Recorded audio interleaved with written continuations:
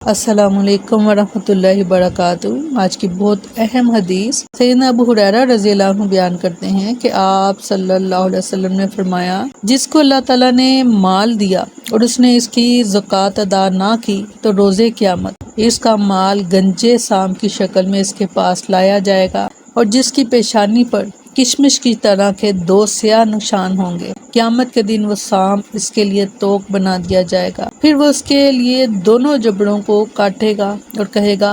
میں تیرا مال ہوں، میں تیرا خزانہ ہوں۔ پھر آپ صلی اللہ علیہ وسلم نے قرآن کی آیت تلاوت فرمائی، سورۃ آل عمران کی ترجمہ ہے، اور وہ لوگ جو اس میں بخل کرتے ہیں کہ جو اللہ نے انہیں اپنے فضل سے دیا ہے، ہرگز گمان نہ کریں کہ وہ ان کے لیے اچھا ہے، بلکہ وہ ان کے لیے برا ہے، اور ان قریب قیامت کے دن انہیں اس چیز کا توق پہنایا جائے گا۔ بخاری کی روایت ہے 1403۔ السلام علیکم ورحمۃ اللہ